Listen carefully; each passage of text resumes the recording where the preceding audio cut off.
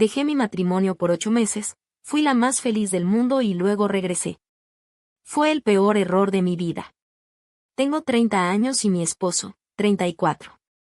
Estuvimos de novios 3 años antes de casarnos, pero desde el primer día de matrimonio, sus padres se mudaron con nosotros. El año pasado colapsé. Toda la casa dependía exclusivamente de mí, cocinar, limpiar y gestionar la vida de todos, incluyendo a 2 adultos completamente sanos y capaces que no movían un dedo. Vivir bajo el yugo de una suegra controladora y dominante me estaba matando.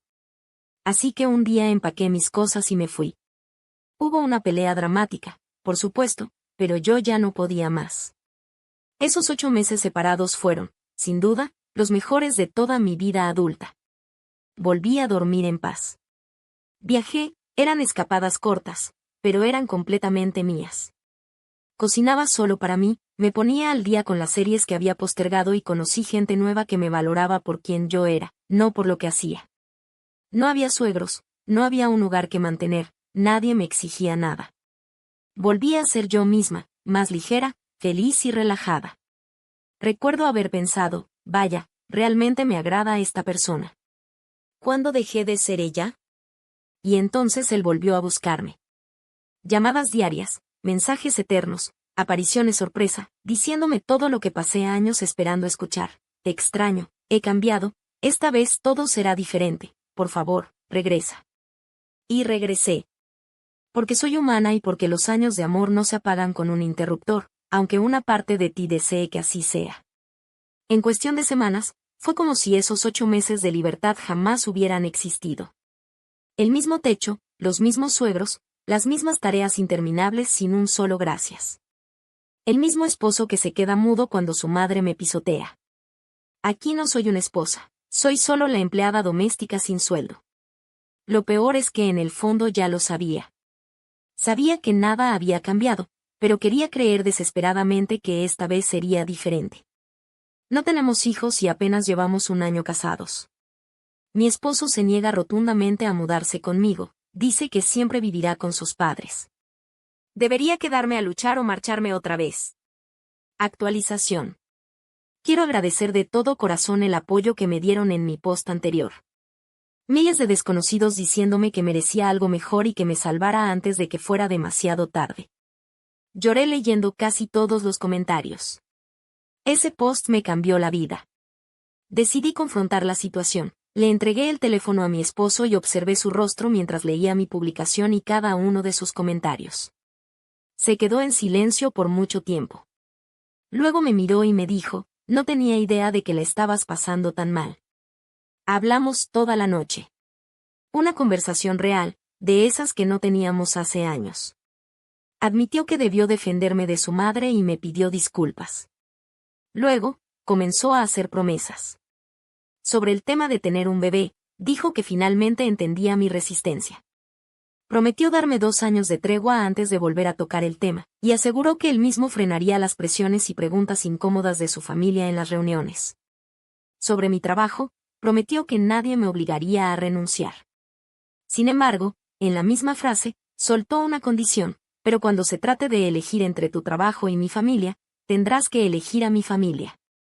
Su ejemplo fue que, si su madre se sentía mal, yo tendría que faltar al trabajo para cuidarla. Familia primero. Y sobre la vivienda, fue dolorosamente honesto, jamás me mudaré de la casa de mis padres. Ellos lo son todo para mí y eso no va a cambiar. A cambio, prometió hacer el ambiente menos sofocante. Reconoció que la cocina y el aseo caen sobre mí, y dijo que intentaría que fuera más manejable, pero me aclaró que su madre ya está vieja y que los hombres de su familia no cocinan. Así que la cocina seguiría siendo mi responsabilidad. Actualización final. Una parte de mí se sintió conmovida porque él leyó todo sin ponerse a la defensiva. Pero mi parte racional empezó a desmenuzar cada promesa y sentí una profunda claridad. Lo del bebé parecía genuino, pero seguía siendo un cronograma impuesto por alguien más sobre mi propio cuerpo. Lo del trabajo sonaba comprensivo, hasta que te das cuenta de que la salud de mi suegra siempre valdrá más que mi carrera profesional. ¿Qué pasaría cuando se enfermara cada 2 semanas? ¿Y lo de vivir ahí? Lo dijo con total frialdad, mis padres son todo para mí y nunca los dejaré. Le creí. Pero eso significaba que yo tendría que cocinar antes y después de trabajar, todos los días de mi vida, para una familia que jamás se reduciría. ¿Un ambiente mejor? ¿Cómo? La misma casa, la misma gente, pero con una atmósfera un poco más suave. Sé que hoy él irá a contarle todo a su madre y a involucrarla en esto. Pero gracias a esa conversación, hoy sé exactamente lo que tengo que hacer. Yo no quiero esta vida. La primera vez que me fui, lo hice abruptamente, arrastrada por la ira, el dolor y con la intención de regresar. Esta vez no. Esta vez, una mujer mucho más fuerte se sentará frente a ellos, hablará con total calma y les dejará muy en claro que no quiere seguir siendo parte de esta familia y que va a salir adelante sola. Nunca me había sentido tan firme en mi vida. Por fin voy a elegirme a mí.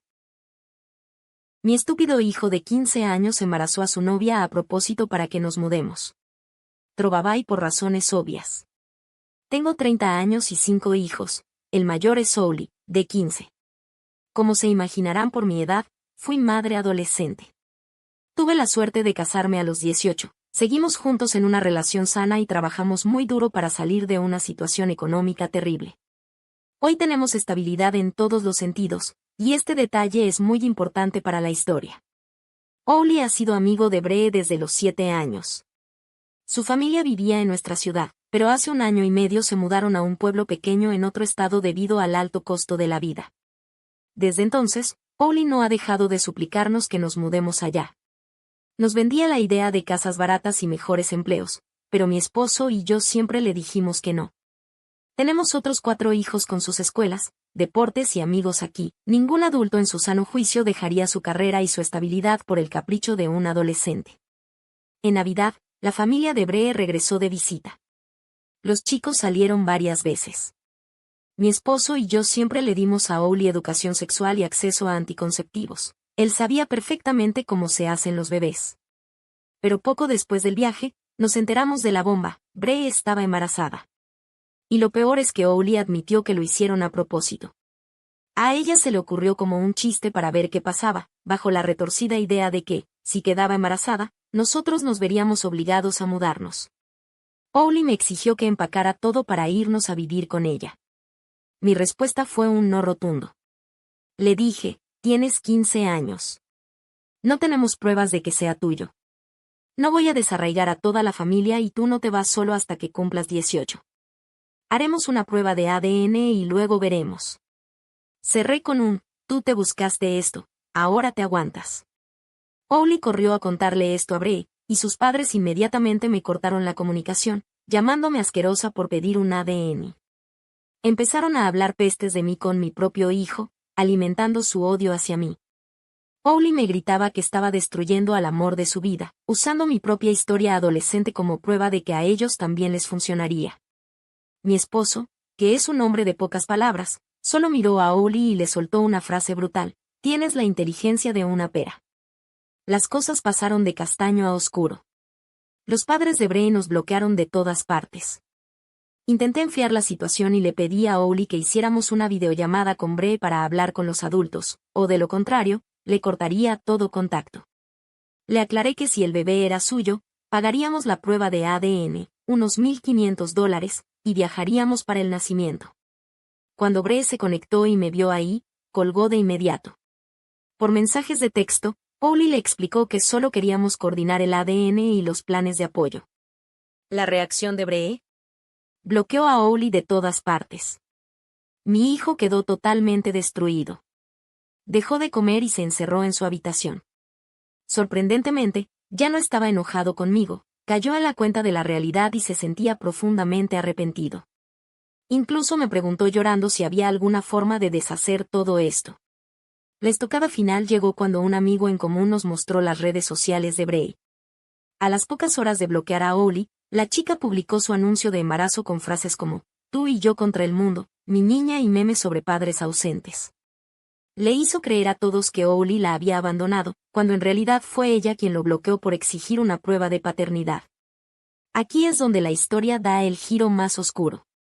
Gracias a un amigo de Ouli que logró acceder al Instagram de Bree usando una cuenta secundaria, pudimos ver detalladamente la foto completa de su primera ecografía. La imagen que nos había mandado a nosotros estaba recortada, pero en la original se veía claramente la información médica. La ecografía tenía fecha del 4 de abril y decía que tenía 19 semanas y 3 días de gestación. Me puse a hacer cuentas inmediatamente. Si el 4 de abril tenía más de 19 semanas, significa que la concepción ocurrió a mediados de noviembre. Pero Bree estuvo en nuestra ciudad y vio a Owly recién a finales de diciembre. Bree nos había asegurado que su fecha de parto era el 22 de septiembre, lo cual encajaba con su encuentro de enero con mi hijo. Pero los datos oficiales de su propio ultrasonido revelaban que el bebé nacería en agosto. Matemáticamente, era una imposibilidad absoluta que ese bebé fuera de mi hijo. Aún no se lo había dicho a Owly porque estaba muy frágil, pero ahora todo cobraba un sentido perverso. Aquel chiste de Bree para ver si quedaba embarazada en enero no era un juego con mi hijo, era su plan perfecto para encubrir que ya estaba embarazada de alguien más en su nuevo pueblo. Y usar la culpa de Owly para obligar a nuestra familia a mantenerla.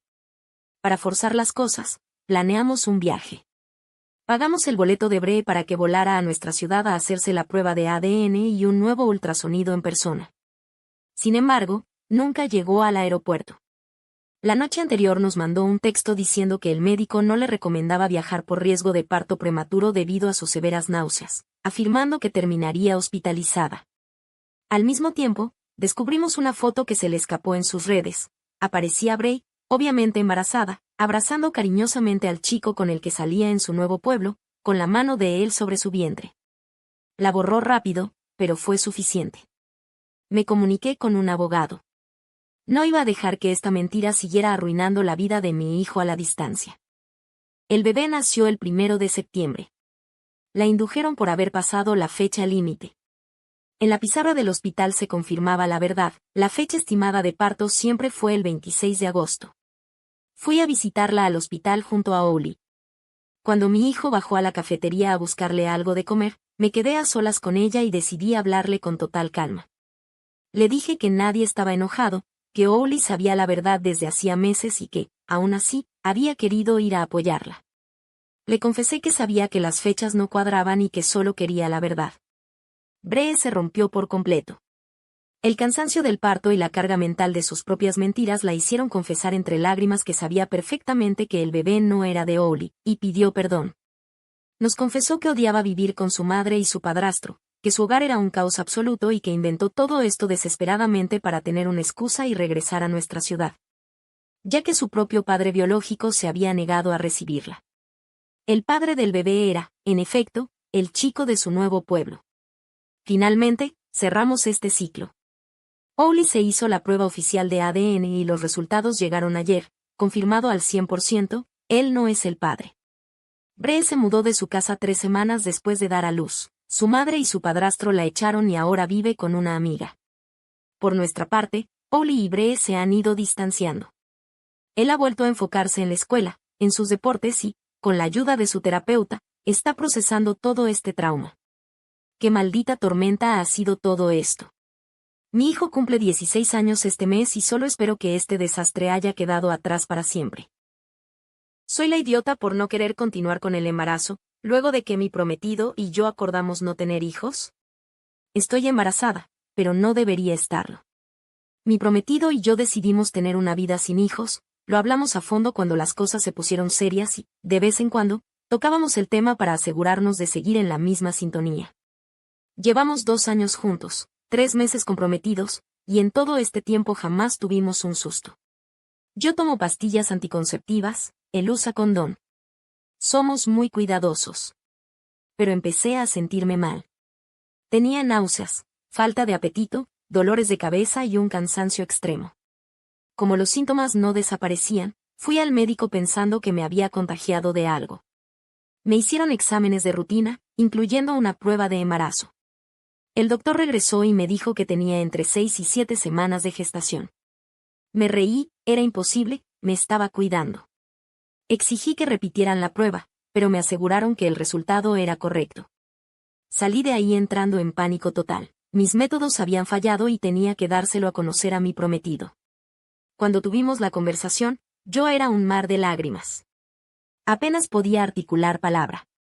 Él reaccionó justo como esperaba, me consoló, me abrazó y me dijo que todo estaría bien. Por un segundo sentí un alivio enorme, pero todo se derrumbó y mi ansiedad se disparó al límite cuando me soltó. Vamos a ser unos padres maravillosos, voy a estar contigo en cada paso del camino. Sentí que mi mundo se salía de eje. Es difícil explicar cuánto me afectaron sus palabras, porque la base de nuestro futuro era que nuestros estilos de vida encajaban a la perfección, y de pronto él me decía que quería tenerlo. Le pregunté a qué se refería y me contestó que esto era claramente un milagro, ya que habíamos concebido a pesar de todo lo que hacíamos para evitarlo. Le recordé que se supone que no queríamos niños, que habíamos acordado no tener hijos. Me dijo que eso era verdad, pero que ahora que el embarazo era real, las cosas cambiaban. Pero como que cambiaban, yo necesitaba que me acompañara a interrumpir el embarazo. Nunca he pasado por esto y estoy aterrorizada de ir sola. Necesitaba que fuera mi roca, porque no tengo a nadie más en quien confiar para algo tan íntimo. Finalmente me dijo que fuera a descansar porque estaba abrumada. Y sí, lo estaba, pero no por la razón que él creía. Estoy 100% segura de que no quiero este bebé.